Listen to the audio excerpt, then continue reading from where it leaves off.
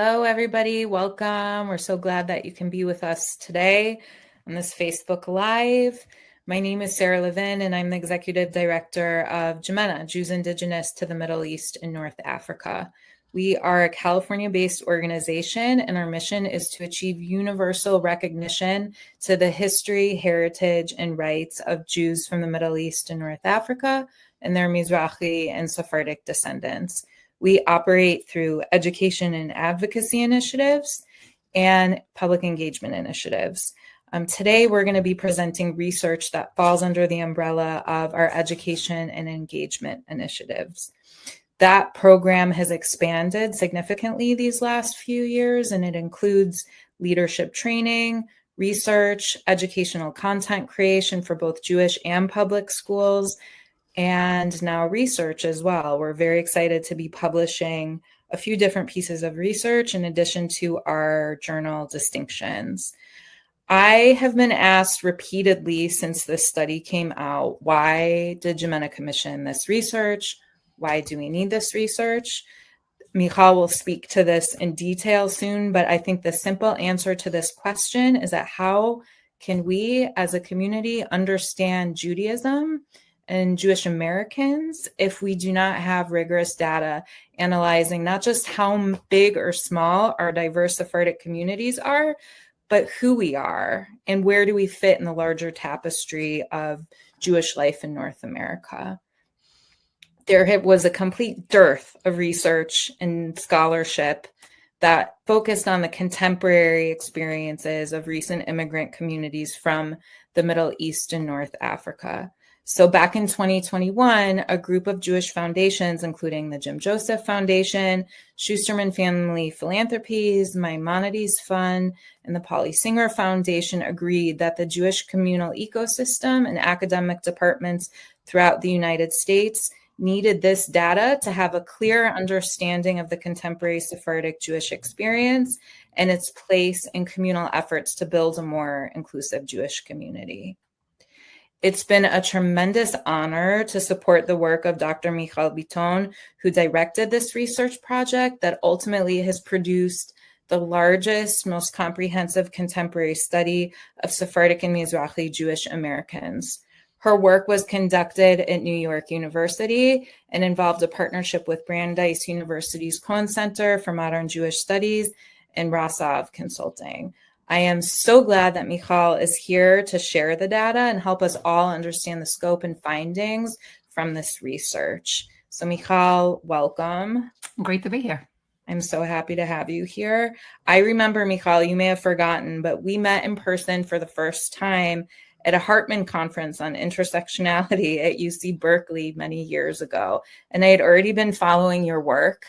And I remember running up to you and asking you, this was our first face-to-face conversation, how many Sephardic and Mizrahi Jews are there in the United States? I don't have the answer, and I'm constantly being asked this question. And for me, that kind of was the start of JIMENA's involvement in getting this work commissioned and produced. So I'm so glad to be here with you so many years later and finally have data to share. It's exciting. Yeah, it's been a long journey. And it's interesting, Sarah, I haven't gotten any comments from people who said, why is this research important? I have gotten so many people saying, why did it take this long to get this research out here? And how do we make sure that this is not, the end, but really the beginning of a more robust research agenda? Yeah. That's great to hear. I'm thrilled to hear that. I think for Sephardic and Mizrahi Jews, we know why we need this data. And I'm glad that the larger community agrees that we finally have something to understand who we are. So thank you. And thanks for sharing that. I think we should just go ahead and dive in. So I'm going to go ahead and go to the next slide. There's a lot to unpack. We're not going to get through all of it, but we can do the best we can. Yeah, and just to clarify, Sarah, all of these slides are taking language from the report, which can be found online, and it's just lifted from, it's from there. So it's we're going to have a conversation about it. And we'll put the link to the study in the chat so you guys can access the full report and all of the sub-reports. There's a lot there, and I encourage each of you to go ahead and dig in. I think before we get into the findings, we need to kind of lay a groundwork. So can you explain to us what this study does and perhaps even what it doesn't do? Sure. So this study has many different parts. Maybe I'll just say something even before I go into these 4 things that we laid out. Part of what was very clear to us, to our research team, is that not only have we missing data, empirical data about Sephardic and Mizrahi Jews in the U.S., but we are missing some of the research categories and frameworks that would let us collect that data. So just like a deeper understanding of the categories at play, the populations at play. So this study attempted to both give empirical data and also to begin to build out some of the intellectual and research foundations that would allow us to understand this very diverse population. So with this in mind, what we did in terms of this foundational knowledge, and again, hoping that it's not the end, but like a beginning cornerstone, is we hoped to accomplish 4 things, which I believe we did. One is to propose new frameworks to understand Sephardic and Mizrahi Jews in the US. So I'll give you like an example of a new framework or an intervention. We argue that migration history is really important to understand this population. So we don't, in some spaces, people often look at diversity only in terms of, race and ethnicity, and we say this needs to come together with a very significant focus on migration. Or we say we have to revisit denominations and see if they apply to this population as a category to understand their Jewishness. So that's one thing that we did, propose new frameworks. A second thing that we did, and this is where the Cohen Center from Brandeis came in, is that we conducted a secondary analysis of existing quantitative data. So looking at a lot of national and community studies that already exist, and kind of like having a more holistic picture to be able to give population estimates and population trends to describe Sephardic and Mizrahi Jews in the US. The third thing we did is our qualitative section is we wanted to do like a deep dive into 4 communities that all 4 were shaped by post-1965 immigration. I can go deeper into that later if you want me to. And to give like a real like thick description of these communities and be able to study some big questions about, American Jewish life in each of these communities. And then the 4th aim of this study was to, and I know this was so imperative to you, Sarah, and you really pushed us here, was to make sure this wasn't just like an ivory tower conversation, wasn't just academic and abstract, but really to think very thoughtfully, because there's so many institutions and organizations and individuals that I know that I have met and you have met and so many of us have met who say, we want to be more inclusive. We want to figure out how to do this better. So what are very practical recommendations that we can give for those seeking to be more inclusive or to partner and work better with Sephardic and Mizrahi Jews in the US? So those were the 4 goals of the research. Great. From the beginning, Mijal, you and I, from the very, very beginning, before we even did any real, or before you did any real work on this, we agreed on these 3 research principles that I think were really important for you, and they were also really important for JIMENA as well. So do you want to touch on these a little bit? Yeah, these I would say are cornerstones of academic research, but they do involve some choices. So, for example, one principle is that we wanted to prioritize academic study over activist or communal narratives. So what this meant is that there's a lot of organizations that are involved in activism and advocacy. JIMENA is one of them, and many others. And to me, it felt very important to distinguish between a particular goal that a community might have or an advocacy organization might have versus the goal of just trying to collect data and achieve knowledge, trying to be as objective as possible.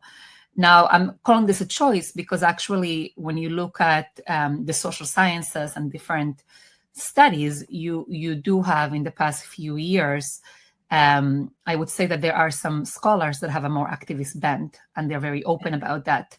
And that's I'm not gonna right now kind of like debate the merits. I'm gonna say that for me, it was imperative that this was a study based at a university with diverse researchers with diverse points of views.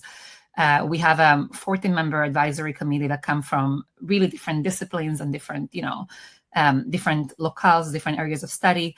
And the goal here was to try as much as possible to have good scholarship and to insist that we can use good scholarship to serve communities without having to make scholarship kind of like in service of activism. Activism had its place, but I think that to me is really important.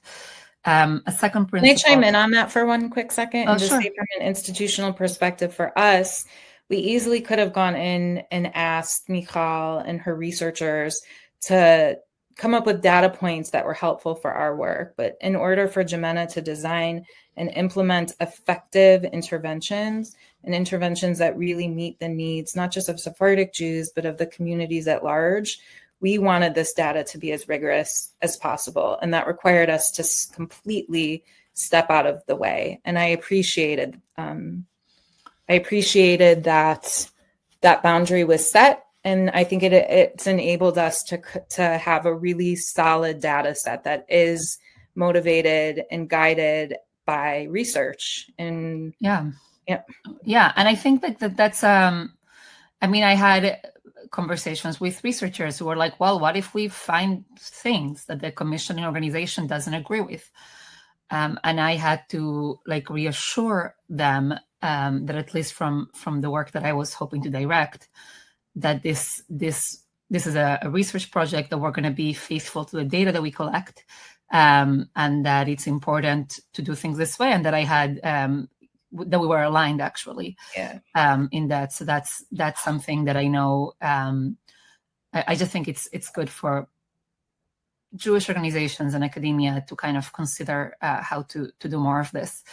A second research principle was to prioritize self-identification and perception over, I would say, external categories. So let me try to give an example. We're going to get into this, but there have been so many well-meant, let's say, diversity efforts that have chosen to name Sephardic Jews certain ways, or racialize them in certain ways, or use categories for them that haven't been tested with the actual populations that they were meant to study. So for me, it was really important here, especially because there is such a dearth of research, to say, as a different example, I'm not going to apply denominational labels. I'm going to study the population and find out what are they using.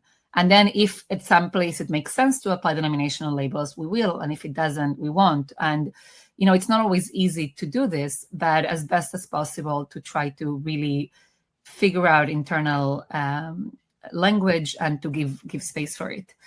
And then the last principle, I just think it's a good principle for everyone to have humility. I know that I learned a lot as I was doing this. I had assumptions that were wrong. It was important to have a team of researchers who could push each other, to have practitioners who also reviewed the research. So to understand that something like this should really be tested time and again, and that we might make mistakes. And that's something that's really important. Okay, let's dig into the study frameworks. I think this is actually one of the most important pieces, and I'm sure that everyone's going to react differently to reading about these 4 different study frameworks. I kind of want to go through each of them because I think it's incredibly important in understanding the rest of the study. This is the foundation. Can you just speak about Sephardic diversity, and not just ethnic and religious diversity, but can you talk about moral diversity and political diversity and all of the different diversities that exist? Yeah, so that's referring to the first framework. So these are frameworks that really emerged from the research very powerfully, and that were important for us to argue that to really better study, better understand, better include Sephardic and Mizrahi Jews, these frameworks had to be taken seriously. So again, it's not just like the empirical knowledge, it's part of it is also the approach that we take. So diversity within diversity was very clear to us from all of our research, whether theoretical research or collecting new data, that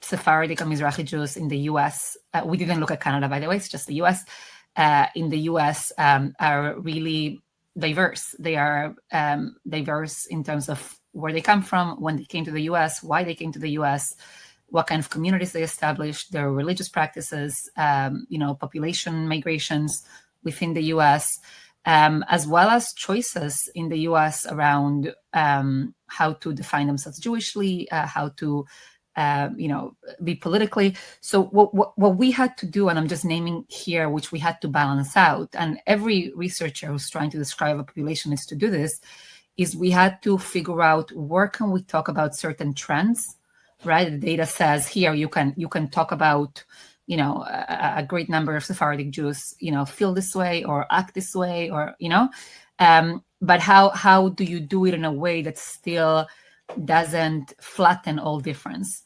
Mm-hmm. And this to me is particularly important because when you are part of a minority population, so 1 out of every 10 US Jews is a Sephardic Jew. So when you're part of a minority population, very often the minority group becomes very flat to the majority. Yeah. And as you and I well know, Sephardic and Mizrahi Jews are incredibly diverse, and we are proud of our diversity because we all have these local identities.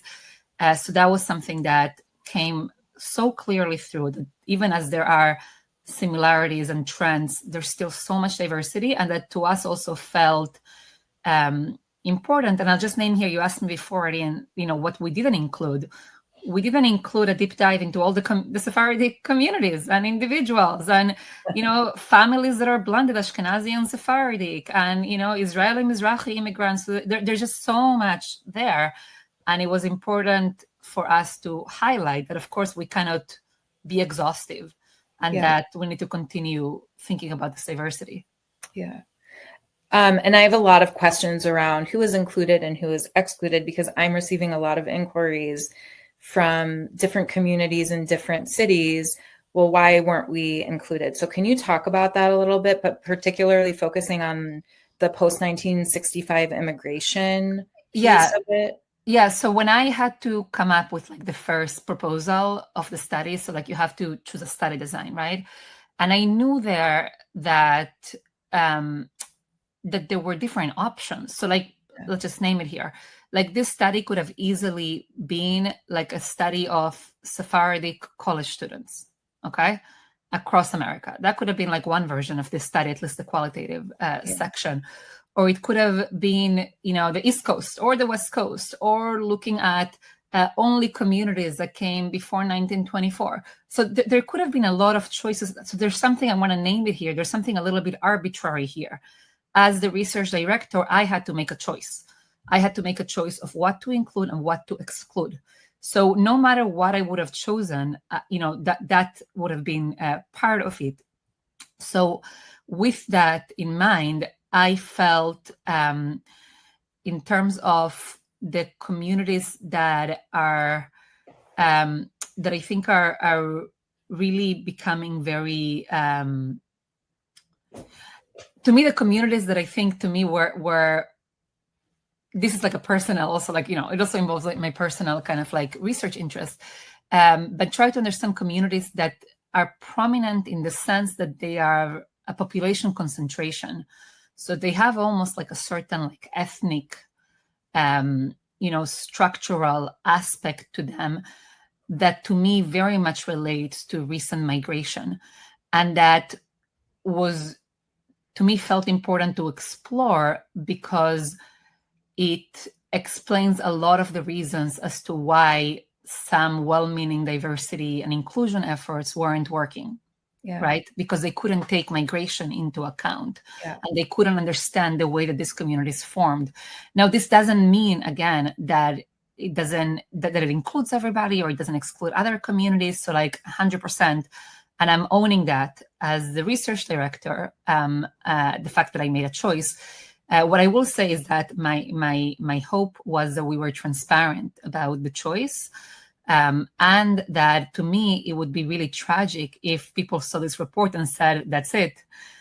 Like, this is really like an invitation. Like, every community, like there's no reason why we have no research. And also, JIMENA does amazing work. It's also not your responsibility to do like all the research on everybody. And there's ways to commission more research and do more. So I think that we should just be doing more. Yeah, and I think it's what you said. The last piece of what you said is the most important. There's always opportunities for more research, and this hopefully is an opening.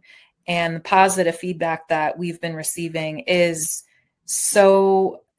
people are so excited and see that we need this and that we need more of it. And this is just a beginning.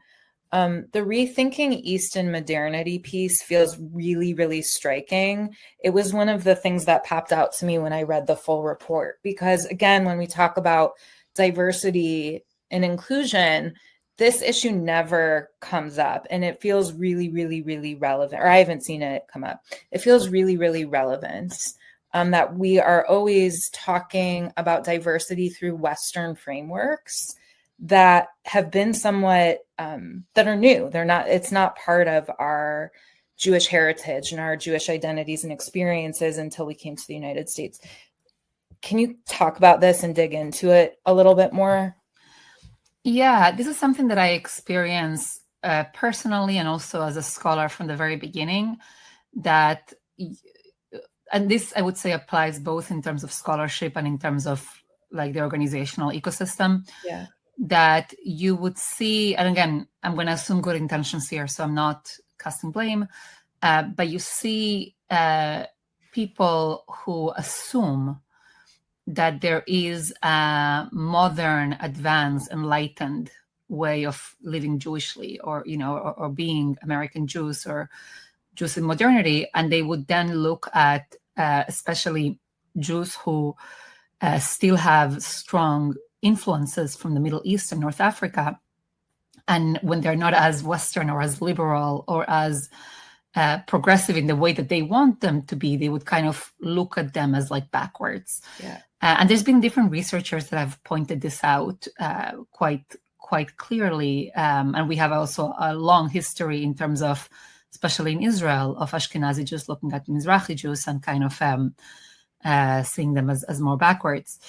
So it was important for us to kind of like flag this from the beginning, that we were going to be careful around this. And even if we are using a lot of tools of scholarship that was shaped in the West, that we were going to make space for different moral frameworks and ways of doing things without kind of creating a hierarchy of like more enlightened and less enlightened. So that was important to us. And it actually came up in our research. Like, there were so many individuals in the interviews that would describe kind of like going into Ashkenazi majority environments and individuals treating them and their customs and the way they did things as backwards. Yeah. Or somewhat primitive or so that was important for us to flag and to make a case that we should be doing scholarship differently. Yeah. I mean, and I don't think it's just about the moral frameworks either. It's also about racial categories that are used in the West, all of it. I'm curious, have you seen, for the Sephardic communities who have been here for longer, that framework, that Western-centric moral framework that creates this difference or a feeling of alienation and not being seen, that it dissolves as communities become more assimilated? I think it's complicated. There's a scholar, Professor Schroeter, I hope I'm pronouncing his name right, but he warns against assuming that time alone, right, is what drives all communities towards a similar kind of like assimilatory trajectory. Yeah. And he says, especially with Sephardic Jews, and he was writing there about Jews from the Middle East and North Africa, that it's not only a matter of time, there might be different directions. There's agency that communities take. So I think it depends. There's a lot of choices and contingencies that come up. But I think what you're saying is a reminder that the Sephardic Mizrahi community population in the US is diverse. So there are, I want to just again emphasize that there's going to be Sephardic and Mizrahi Jews that feel that they have been shaped by Western and liberal values, and that represents who they are. And then there's some that don't. So again, in our study, we did not put ourselves as like the arbiters of like what's better. But we set up the goal of making sure we don't create hierarchies. So for example, we don't, again, there's some places where there's like an implicit assumption that individualism, right? Liberal individualism is like morally more advanced in some way. So again, we didn't come and say that's bad, but we also didn't posit that as like what self-realization looks like. Yeah. I feel like that is an entire webinar unto itself. There's so much to unpack. I also have questions around recent Israeli immigrant groups who live in Los Angeles and New York, and if they're experiencing the same thing, even if they come from Ashkenazi backgrounds, there's so much there. And I hope that there are more opportunities for you and other scholars to unpack that, because I think it's a really, really important part of any conversation around inclusion and building more inclusive communities. Finally, the last part of the framework is the need for appropriate scholarly categories. Can you dive into that a little bit? Yeah, so the easiest example, which I've mentioned already, is the example of denominations. The denominations have become like a staple of research into American Jewish life. There's almost like an assumption that they are accurate in thinking about who American Jews are. But Sephardic and Mizrahi Jews, many, not all, but many of them have histories in countries that didn't develop into denominations. And many of them just like, it's almost like they have there's different categorizations in thinking about what Judaism looks like. So we interviewed so many people who expressed like, yeah, denominations don't really make sense for me. I'm more traditional. I don't really know exactly how to say it, So we're still, I think, a ways off from fully developing new categories. In Israel, the research is a bit more advanced here. So I'll give you a quick example. The sociological research in Israel used to always ask about religious and secular, Dati and Chiloni. And it took time for researchers and scholars of Mizrahi Jews to insist that most Mizrahi Jews in Israel don't fit into that like binary. And they're like, we don't fit there. So they ended up talking about Masortiyut, traditionalism, as like a different category. So that's part of the work that we really need to push for. Yeah, I think we'll get into that a little more later. Okay, going into the actual nitty-gritty methodology that were used for this research, I think it's really important to explain this to the average person. I got an email over the weekend. How come I didn't get a survey or questionnaire for this research? I'm not sure that everyone knows what secondary analysis is. So I think it would be really helpful if you could explain to everyone watching this what secondary analysis is and why this was one of the methods used in the research. Yes, we had... we gathered a lot of different types of data for this report. So we did a literature review to kind of see like what has already been written about Sephardic and Mizrahi Jews in the US. Where are there gaps in the scholarship? We did a review of literature that was particularly around the history of Sephardic and Mizrahi Jews in the US. In terms of the quantitative data, so let me just explain that for a second.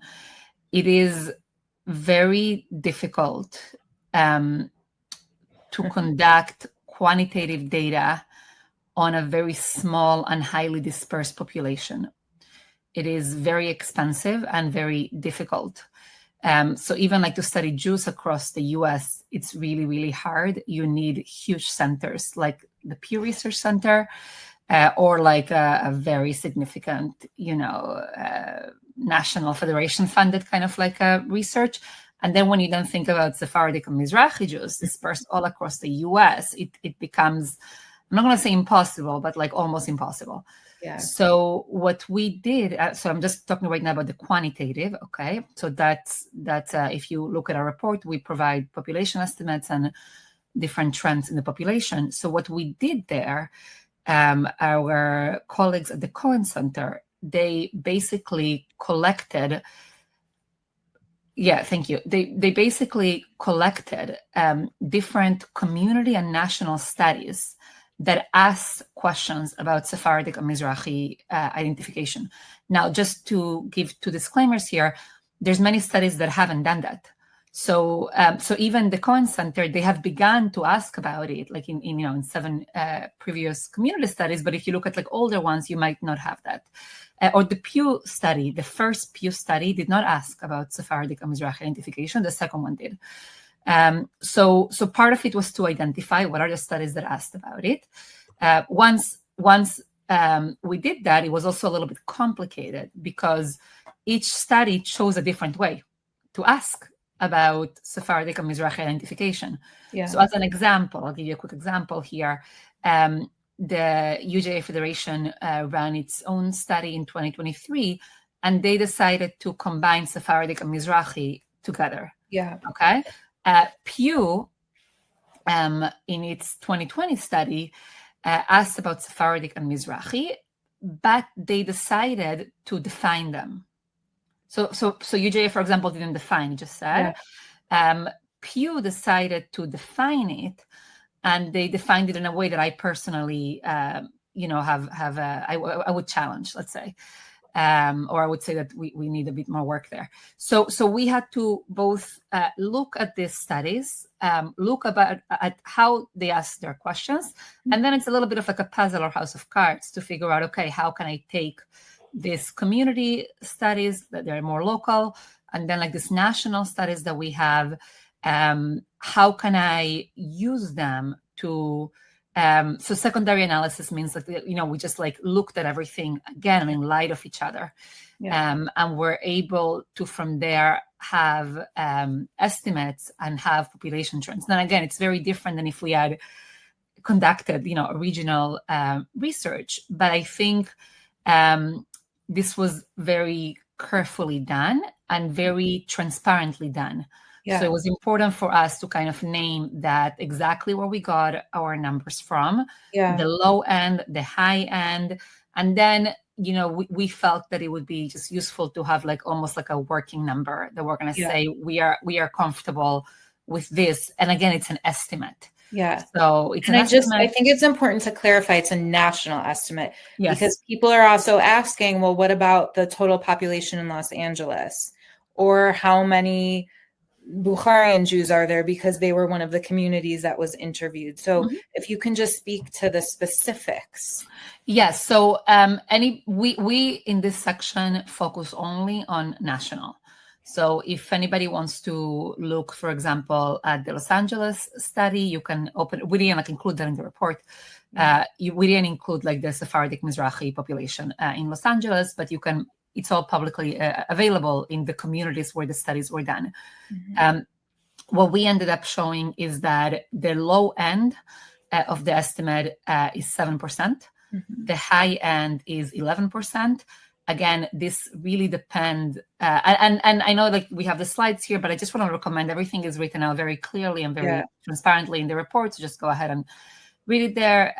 But each of them is kind of like depends on like which study you're kind of like holding on to figure out the national estimate. Yeah. And then we, from this like 7 to 11%, we felt comfortable saying that as a working number, 10% of US Jews identify as Sephardic and or Mizrahi. Yeah. And we also kind of like included some rationale as to why we chose 10%, which is like on the higher end between 7 and 11. Some of it is because we really disagreed with the way the questions were worded for the low estimates. And we felt that the way the questions were worded led to like more like to less individuals answering in the affirmative, so that could have affected the response rate. Yeah, and also because there is some research suggesting that migrant populations tend to have also like a more depressed response rates. Yeah. So that's something that is important to note. I will say, like, we didn't do in this study real mixed methods of like combining qualitative and quantitative in a serious way, but that's like, interlaced very seriously with each other. But that's something that, again, I'm hoping that there's future research that does that. So everyone who's watching who's in New York or California who's emailed me that there's no way it's 10%, it's probably because it's not 10%. It's much higher in certain cities. Well, actually, in New York, the UGA study said 10%. Okay. And then in Los Angeles? I don't have it off the top. I would have to check. I don't want to make a mistake. But I would also say, again, Sarah, it's interesting. People have strong reactions. Yeah. Some of it, right, but some of it is because we are used to our communities. Yeah. So if all I know is the Upper East Side of Manhattan, let's say, or different neighborhoods in Brooklyn or Long Island, I'll be like, whoa, this is really off. Yeah. But this is, again, we are trying here.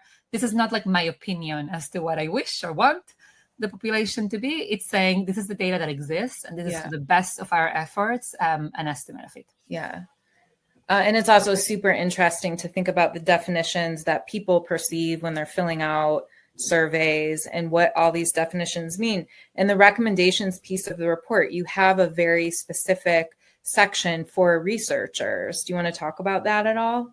We try to put recommendations. So, for example, we said, and some of it is, it's very easy to give recommendations. When you're running a study, you have a lot of factors in mind, including length of the survey and things like that. But for example, we recommended if you have space, put Sephardic and Mizrahi separate.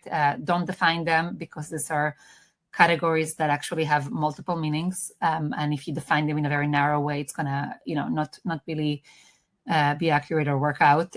So we tried as best as we could to give certain recommendations for researchers.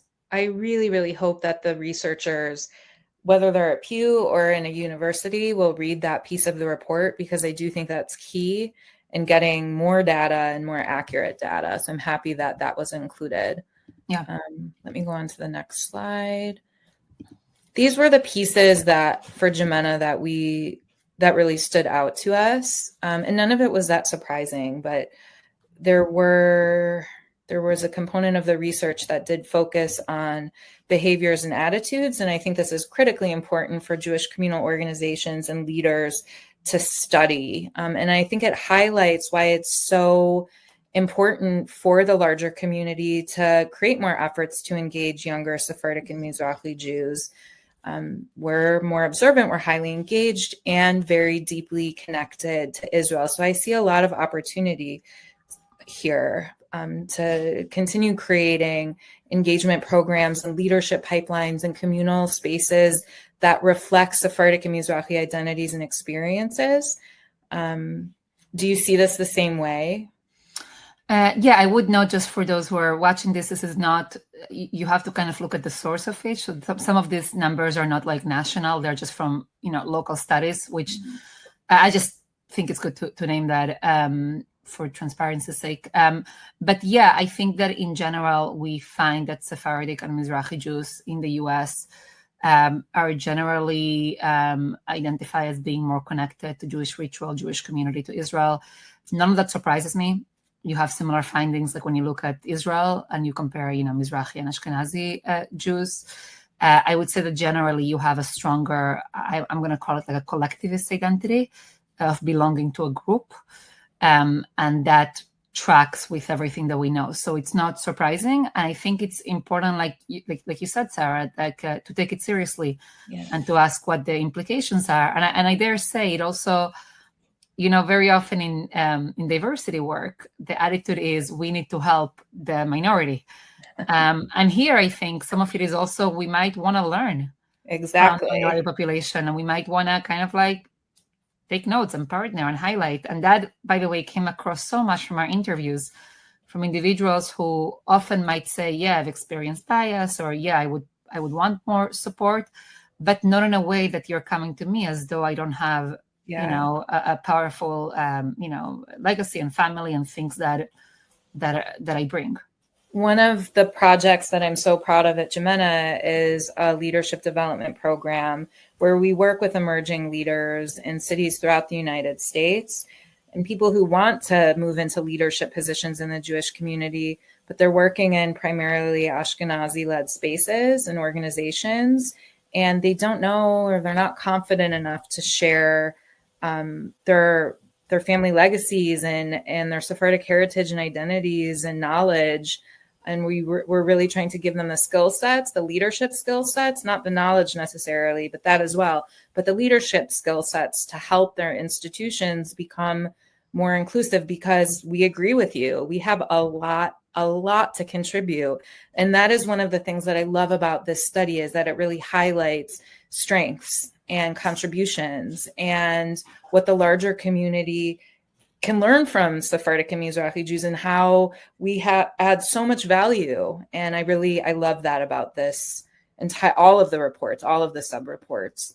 You talked a little bit about unifying threads between Sephardic and Mizrahi Jews. I don't know if you want to talk about definitions at all, or if you want to talk about similarities or differences, but I wanted to put this up and point to it. Yeah, so this is something that, again, came from the data that we collected, especially the 4 communities that we looked at. So I'm just naming that again, because if I would have looked at, you just have to look at the report exactly which finding comes from where.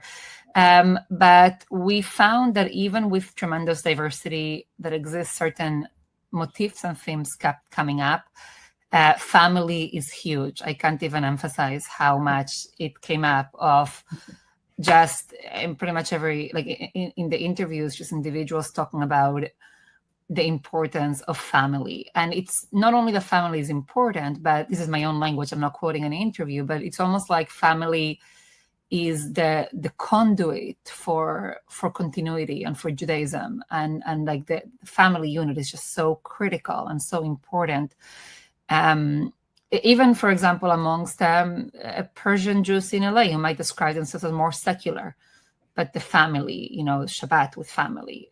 So that was really came across very clearly. Traditionalism. So I mentioned traditionalism already as an alternative to denominations, but a certain reverence for the past, for religious figures, for religious ritual, even if you're not observant. So that's something that came up. And again, it very much tracks with research that we have from Israel on Masortiyut, on traditionalism. In some communities more than others, but you heard a preference for intracommunal marriage. So individuals who basically said, like, I have a certain culture, I come from a certain place. It's just, easier for me if I find a partner that shares that. We found overwhelmingly with our, I just skipped one, sorry. So strong ties to the culture of the family's country of origin. So we find with our interviewees very strong, like I'm going to call them here like local identities. So it's, like there's like a pride in coming from, not just Persia, but like Tehran, or like a pride in coming from not just Syria, but Aleppo. Yeah. So like there's like a local, like, a strong local pride and the food and like, something there that is sticky. And that continues even through migration. Definitely found strong senses of belonging to the Jewish people, very often manifest in Zionism. So this was like across the board in our interviews, just like very strong support for Israel, sometimes together with like a more socially conservative or politically right of center outlook. But that's something that like was clear, and also as we saw it also in the quantitative data as well. And then an additional unifying thread that we found was there was a lot of resistance, and I would even say here like ambivalence in terms of race as a primary identifier. So in our interview protocol, we included a section that asked individuals that offered them like the census questions in terms of race and ethnicity, like what would you identify? I also asked them about being a Jew of color. And the reactions that we got were often, were sometimes objections to the question. Like, why are you asking me about this? Right? Or why is it important? Or like, I don't like any of these options. Right? Or like, I never heard the term Jew of color. Like, what is this? Or like, I don't think so there was something there that I found really intriguing, actually. Part of the reason I found it intriguing is because there's obviously a gap between how I have seen many institutions and scholars and activists really focus on race and ethnicity as like the main way to talk about diversity and the minority experience, and the way that our interview subjects were reacting.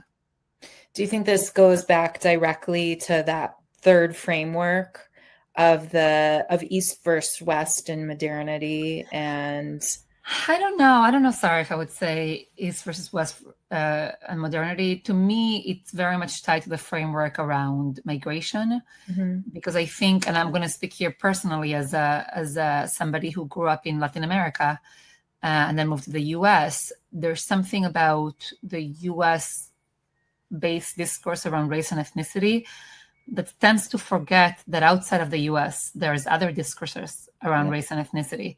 So I often say, like, people talk about Latinos and Hispanics in the U.S. as if we're all the same.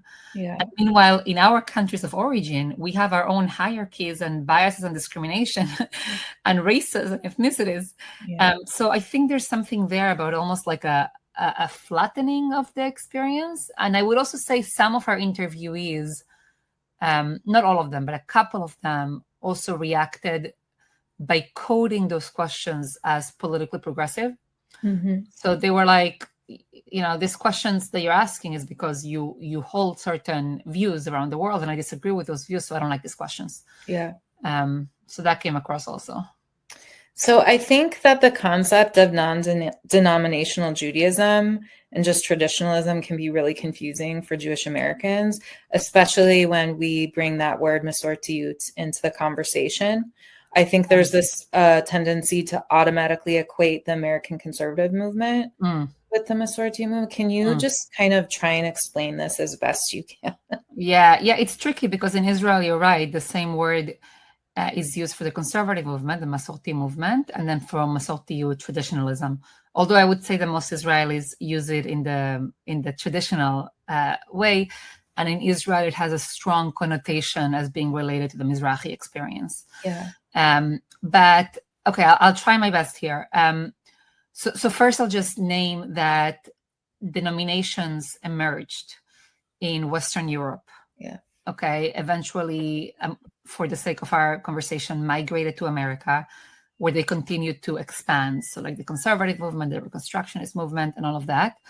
And they were based originally I'm simplifying a lot, but they were a reflection of a reaction to emancipation and to enlightenment and to different questions that Jews faced, which is all, it makes sense. And that's just like the history of it. The reason I want to name the history is I'm going to take my own family as an example. My family comes from Syria and Morocco and from Spain. And the countries that my families lived in did not go through those raptures of emancipation and enlightenment. Yeah. So they did not develop, denominations and movements. Instead, again, I'm simplifying a lot, but my great-great-grandparents, right, in the Middle East and North Africa, they lived in communities that I would describe as a scholar as traditional. So there are basic norms. Right? There's like a synagogue and you go there in holidays. And there's a basic expectation of like kosher. And nobody's like coming after you and watching everything that you do. It's a lot of it's tradition. It's like breathing the air. It's like the light is red, so I'm not going to cross. Right?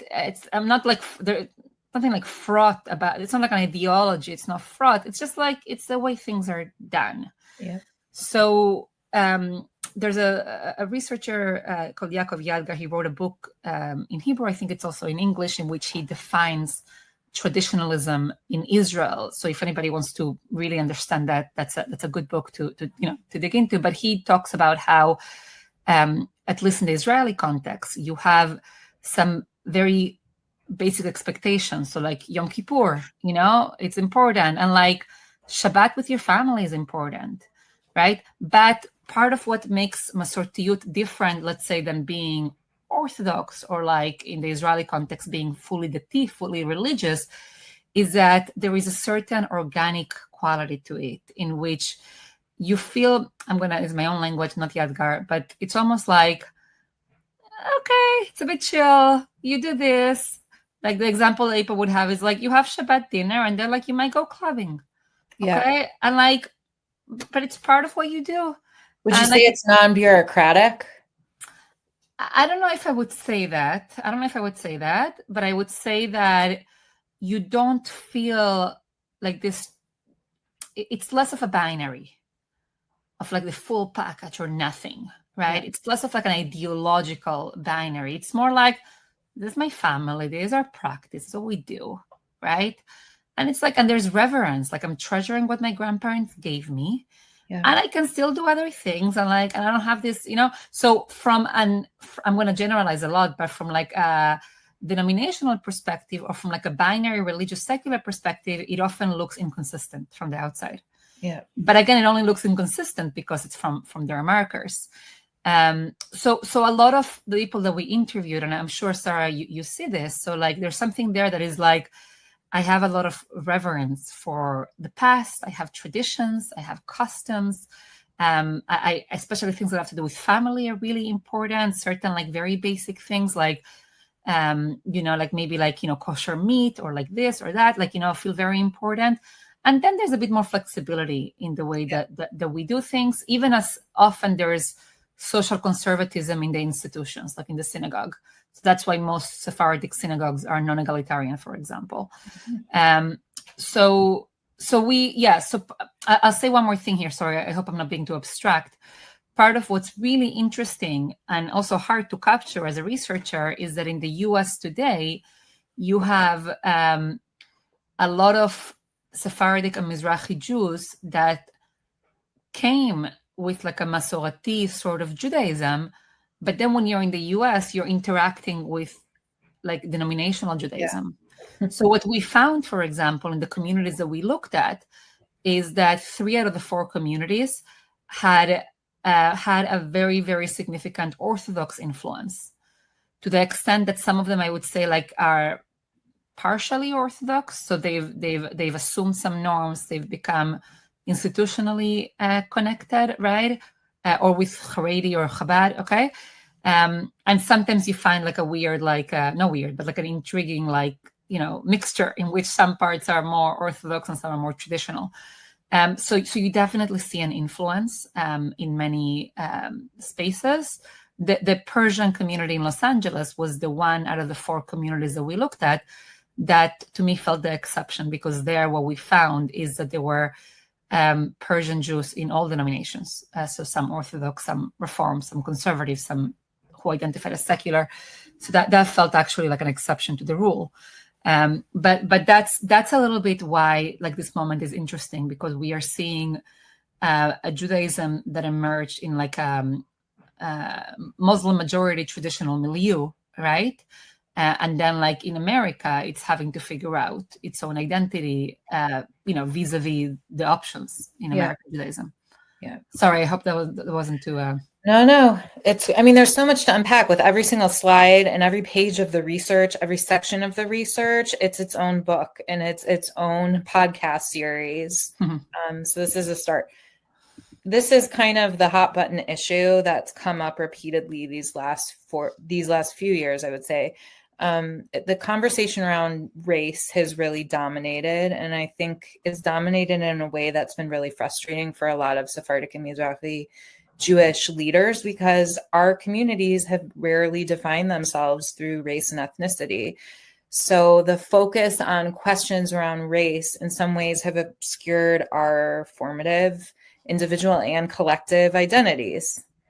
And the questions around U.S. racial categories ignore our contributions, they ignore our immigration experiences, they ignore our history, and they also ignore how the majority of Sephardic and Mizrahi Jews identify today in 2025, how we organize, how we communicate, how we work together. So without going too deep into this one, I just want you to explain from the quantitative piece of this study, is there a number of how many Sephardic and Mizrahi Jews identify as people of color, as Jews of color, how many as white, and what this means? Yeah, it's a very complicated question to answer because of the data that we have available.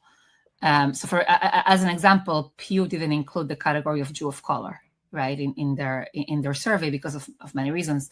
So it's not a question that I can always answer in terms of numbers. What I can say is like this, Sarah.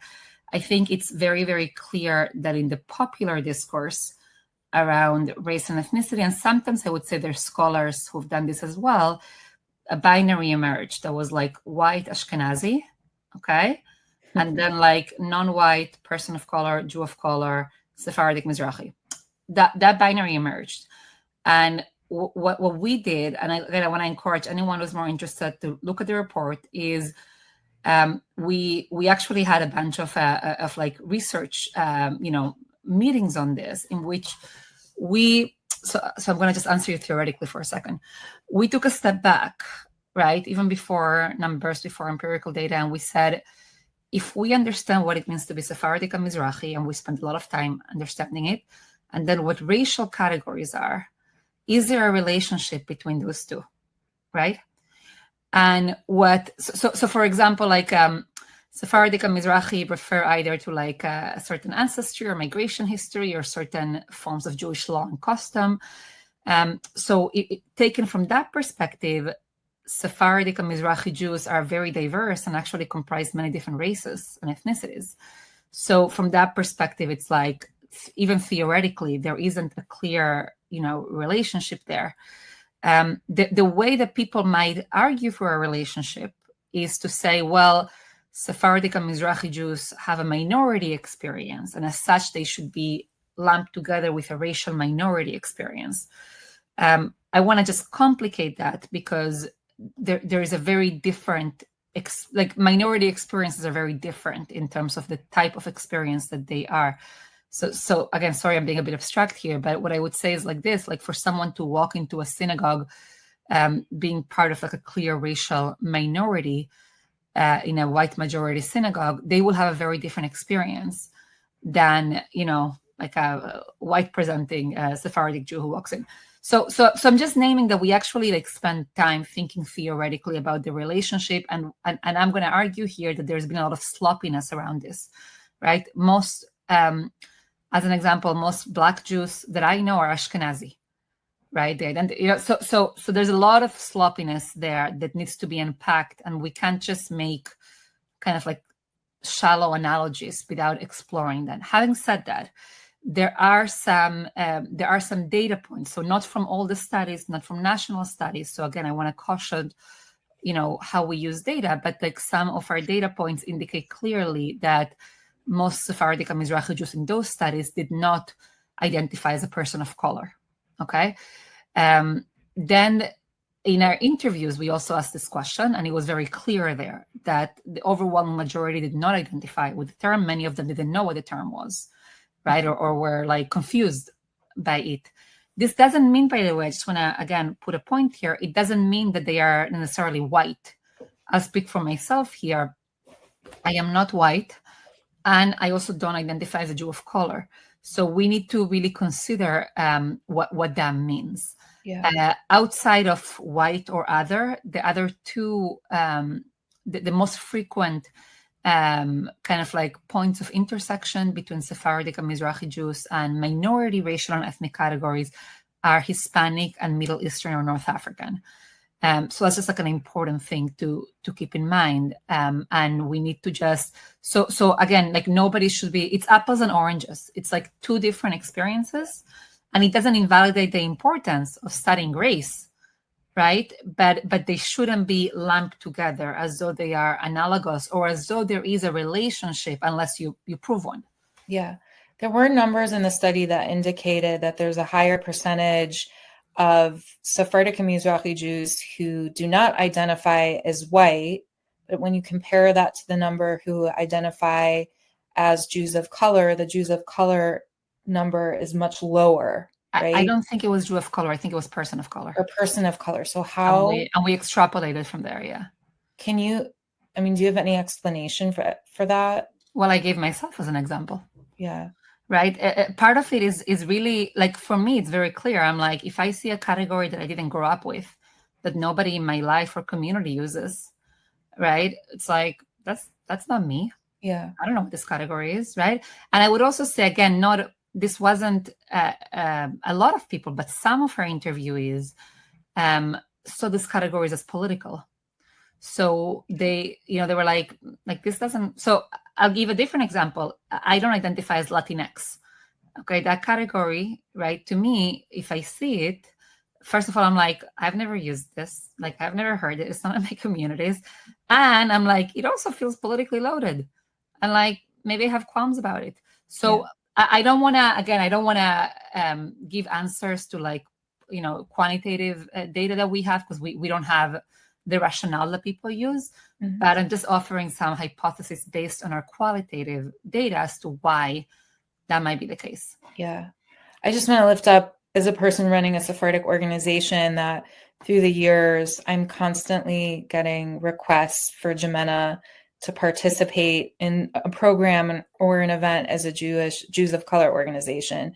I think that's finally starting to change. There's nothing wrong with that inherently, but it has put me in a position where I've repeatedly had to explain to very well-meaning communal professionals that we're not an organization that focuses on racial identification at all.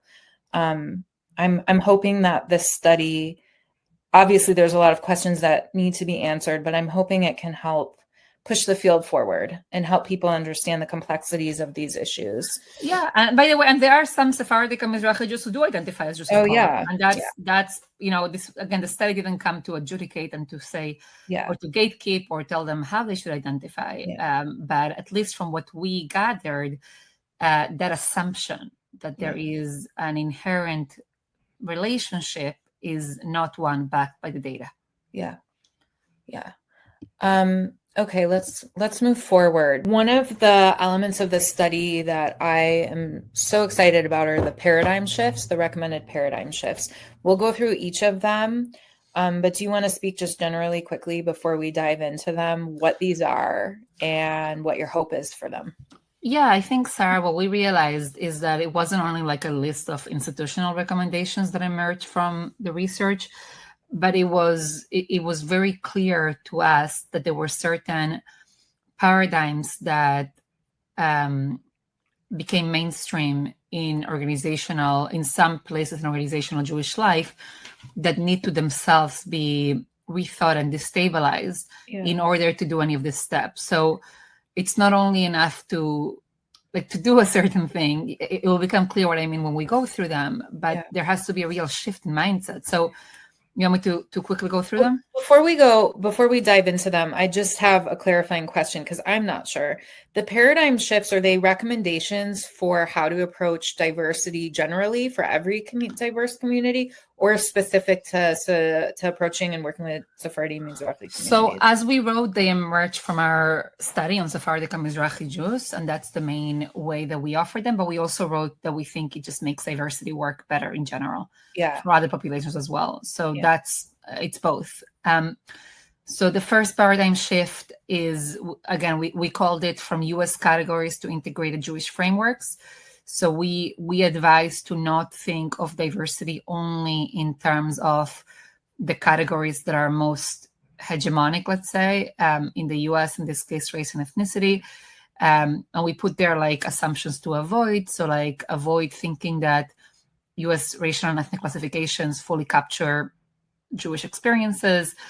Avoid that U.S. diversity can work, globally for all Jewish communities. One example is a binary that we discuss. Avoid assuming that Ashkenazi Jews are inherently white, while Sephardic and Mizrahi Jews are inherently people of color or Jews of color. Yeah. And then we give the positive side, what to do. So Jewish diversity requires frameworks that recognize really complex intersections of ancestry, ethnicity, race, religion, culture.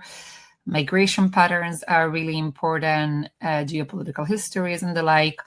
We also wrote about family origins and communal network in shaping Jewish identity. I think this is really fascinating also just for Ashkenazi white passing Jewish Americans. The conversation these last few years has emerged in so many different places. Jews aren't white, period, including white passing Ashkenazi Jews. Right. Or another example is like Russian speaking Jews, which are about 10% of US Jews, and you can argue are pretty underrepresented in the Jewish organizational ecosystem, but their minority experience and their needs can't really be captured fully by US race and ethnic categories. Yeah. Okay. Right. So the second paradigm shift, we called it from marginalization to recognition. This relates to our discussion around strength and contributions. So avoid viewing Sephardic Mizrahi Jews only through the lens of exclusion, marginalization, and victimhood. That came across very loud and very clear in our interviews. Avoid only thinking about their barriers and challenges. Also avoid assuming the state sanctioned discrimination that Mizrahi Jews in Israel went through are analogous to what Sephardic and Mizrahi Jews in the US went through. And then consider supporting Sephardic and Mizrahi Jews requires recognizing, their rich traditions, their contributions, their distinct strengths and resiliences, and their identities, even as, so again, just to make it very clear that even as is important, this doesn't mean that we should ignore the barriers and bias that do continue to exist. So we're asking here for the ability to do two things at once, to recognize there are biases, there's challenges, there's underrepresentation, and we have to work on that without again, going into this binary of like victims. Yeah. And I think also the marginalization problem perpetuates itself, right?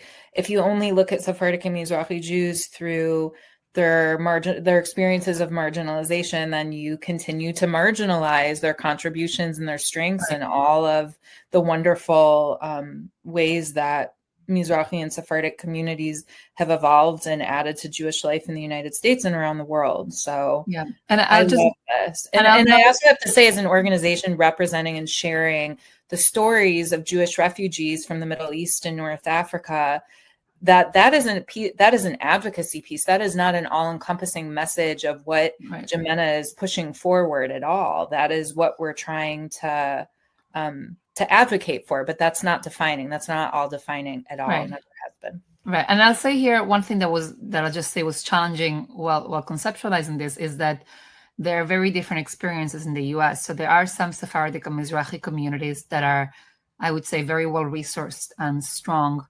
And they really want to be treated from that place of strength. And then there's some communities and institutions and individuals that are really struggling, and that they feel really under-resourced, and they feel very clearly this, bias or lack of access and lack of representation. So I just want to name that. That's really important to name, because that's also part of the story. I also think that the period of time that a community immigrated, my family came to the United States from Turkey in the early 20th century, and my great-grandparents did experience a lot of exclusion and racism. I know that was shared. I don't know that experience is the same today. I think the research might tell us something else. Right. Third paradigm shift, we called it from singular values to values pluralism.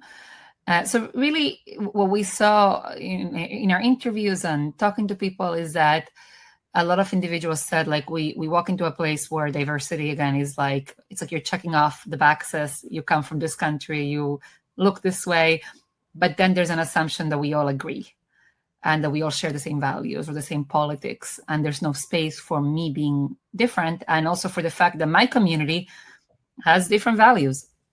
So we ask people, organizations, to avoid creating inclusion projects that assume like universal agreement with or advocacy for a single set of values, that there's consensus, the same theories and tools for inclusion. So for example, that everybody agrees that DEI is a good thing. It came up a bunch in our interviews because DEI was in the news a lot, actually, when we were conducting our interviews, or that individualism and the sovereign Jewish self are universally accepted moral frameworks.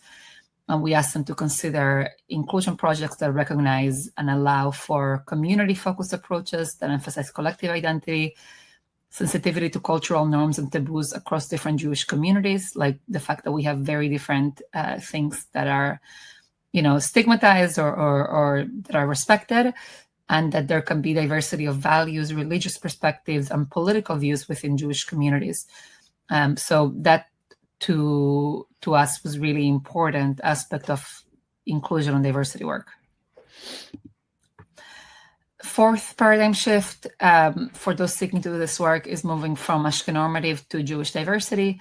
So this would basically say, don't take the Ashkenazi experience as like the hegemonic yardstick for Jewish life, and instead expand to understand the diversity of the Jewish experience. So we recommend to avoid thinking about Judaism in the US only, through the European Jewish experience, to talk about Yiddish as like the primary or only language of Jewish tradition or ancestry, to think about denominations as the only legitimate forms of Jewish religious identity, to think about the Holocaust narrative as the central or only framework for Jewish memory, especially in the Holocaust also affected Sephardic communities, but majority was Ashkenazi communities.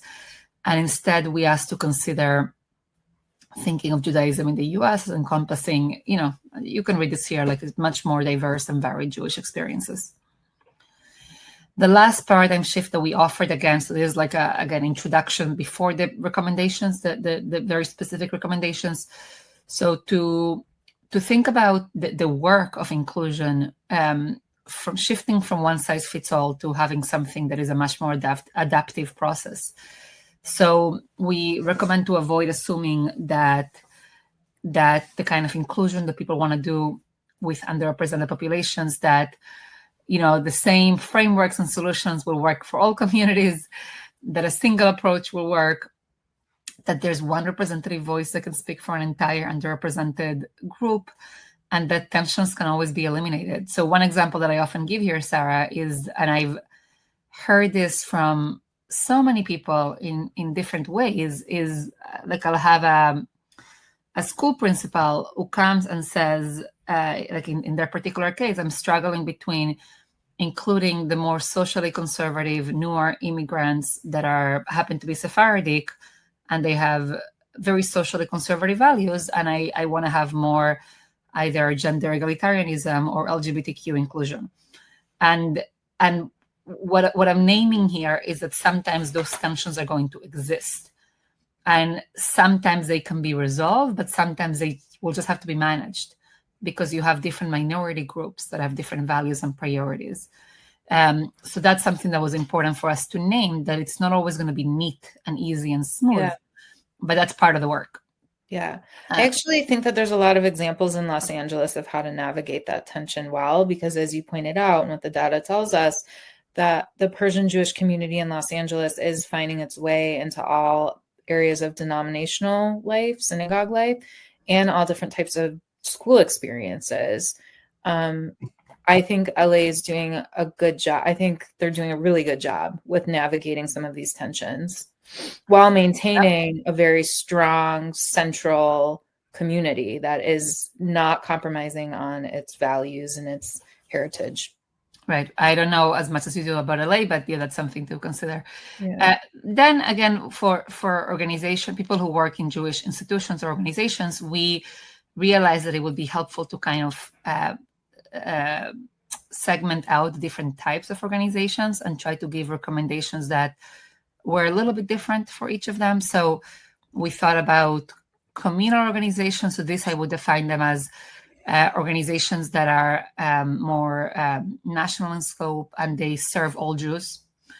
Then we spoke about there's some others like schools and this. Yeah, so there are. So when you read through the recommendations report, the first set of recommendations is for Sephardic-led institutions and Ashkenazi-led institutions. And then it goes into these 4 different categories, and then recommendations for researchers. Yes. And I'll just say, like, it was important for us to not prescribe in a way that, like for as an example, okay, if there is an Ashkenazi synagogue, like none of the people we interviewed or myself or others wants there to just say, like, you're not allowed to have like an Ashkenazi synagogue with Ashkenazi prayer books and with Ashkenazi liturgy. Like in the same way that I want to have a Sephardic synagogue, that needs to, there's legitimacy actually. And inclusion shouldn't mean that you are not allowed to have like a local identity or local ritual or liturgy. So we tried as best as we could to give recommendations. So to say, for example, if you happen to have a Sephardic population, an Ashkenazi majority institution, and if you happen to want to include them better because of their place in the community, here's some of the things that you can do. Yeah. So we try to do that and to segment that, and I'm sure that there's more things that we missed and that we can continue to do. So the recommendations piece was really an important part of this research for JIMENA, and I think for a lot of other Sephardic and Mizrahi practitioners and organizations. Can you talk a little bit about how the recommendations were formulated? Because it was the only part of this research project that did include non-scholars, non-academics, and community leaders. Yeah.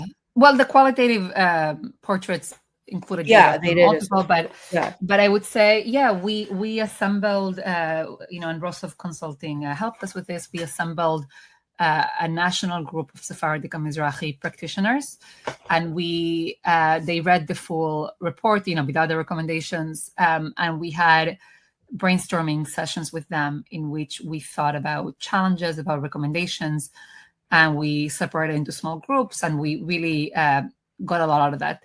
So a lot of our recommendations were informed by those conversations, and we also send them back out to both practitioners and researchers to be able to review and to give feedback. We also send them out to Ashkenazi, reviewers as well, because I think from where I'm sitting, it's really important to have common sense recommendations that take into account the nature of institutions. Yeah, the recommendations are really robust, and JIMENA is happy to work individually with any institution who wants help integrating them. And one of the recommendations that I actually want to lift up here is that organizations, synagogues, schools, local community groups are encouraged to reach out to the local Sephardic communities and leaders in their own communities. And I actually think that's really, really, really important. That's how relationships develop. And that's how I think change happens at the local grassroots level. JIMENA is a national organization. We're based in California, but we are more than happy to help any community connect with local Sephardic leaders or organizations. I hope that if there's one takeaway from the research piece, it's that there is a network of organizations, of rabbis, of educators, and of lay leaders throughout the United States that are eager to work and to support any Jewish agency in becoming more reflective of Sephardi and Mizrahi heritage and history. And then there was just a couple key recommendations that I pulled out. I don't know if you want to speak to these, but I think that they are really, really important for any agency looking to become more inclusive of Sephardic and Mizrahi Jews. So we recommended revisiting Jewish peoplehood narratives. So by revisiting, we mean to expand the way that we talk about who the Jewish people are, where we come from, and what it means that we are a people, even while we're very diverse.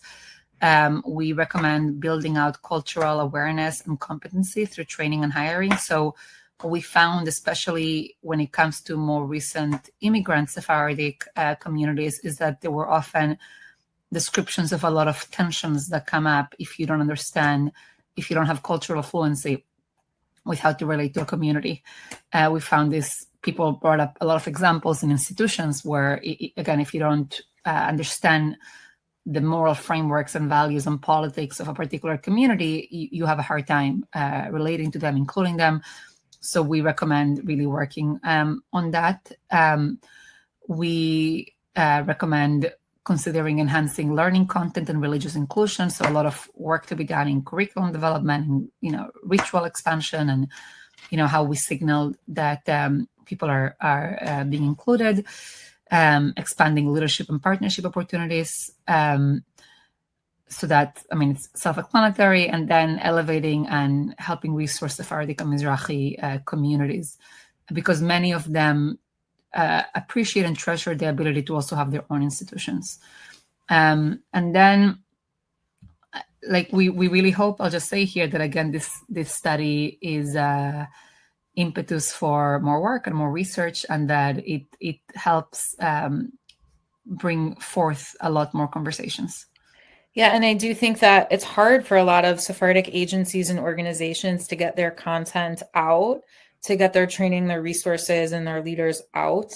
But there is a growing body of work and content and support for Jewish agencies nationwide. And again, everyone and anyone is welcome to reach out to JIMENA, and we can help connect you, and we can also provide you with resources that you may be looking for. Great. The study, we really today were only able to touch on the quantitative data, which I think is really exciting. But the study includes these 4 very detailed community portraits of 4 distinct Sephardic communities in the United States. And every single one of the reports that was produced by Mijal and her team deserve their own session and presentation, and perhaps those will be available down the road. But I do encourage all of you to read each report, especially if you're in New York, Los Angeles, or South Florida, where these communities are based. We're not going to have time today to discuss the qualitative reports, but I don't know, Mijal, if there's anything you want to touch on before we end this. No, I'll just say some of these communities they're not easy to understand from the outside. Like we often hear from individuals like, I don't get that community, or from scholars, I have no access to that community. So I think this, we were able to build trust and to have access and to interview so many individuals who give us very generously of their time. And what we try to do is to give a thick description, not just of like empirical stuff, like what are the institutions, but let's say you're a teacher who's working in a school that has a large Bukharian population. You want to try to understand them better, where they came from, how do they think about the world, how do they integrate, what's their values, what's taboo there, or a social service organization working with Persians in Los Angeles, Persian Jews. So I really recommend, I think there's real value in approaching this like invitation to understand the world of meaning of a particular community. Yeah, I think there's a lot of assumptions and a lot of even judgment, I'll say it, around insularity. And I'm not sure that those assumptions are ever backed by real questions, but a lot of the questions could potentially be answered by reading these reports. So we're really lucky to have this. I will say too, being based in San Francisco and having received all these questions, well, why wasn't I included? Why wasn't our community included?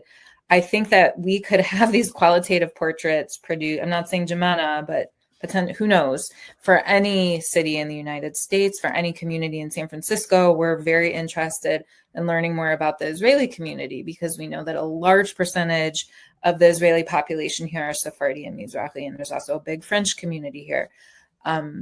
So this is a start, hopefully, and I hope that this will lead to more research and more questions about Sephardic and Mizrahi communities in the United States. Mijal, thank you. I don't know if you want to highlight your research team at all, give them any kudos. I know that you had a lot of support from an incredible group of scholars, and we at JIMENA are grateful for their work. And I hope everyone who is watching also appreciates the... Yeah, 100%. This was a group effort, and it was important for us to have a group of scholars that range in discipline, also in where they're located, and it's been really, really fabulous to work together. And also a thank you to New York University and Brandeis University for the roles that they played in this research. Thank you, everyone who came. I know this was a long session. There is so much more to unpack. And I think the best way for everyone to unpack it is to start reading the reports. It's a lot, but that's the only way you're really going to grasp all of it. So thank you, Mijal. This was great. For sure. Thanks, Sarah. Bye. Take care.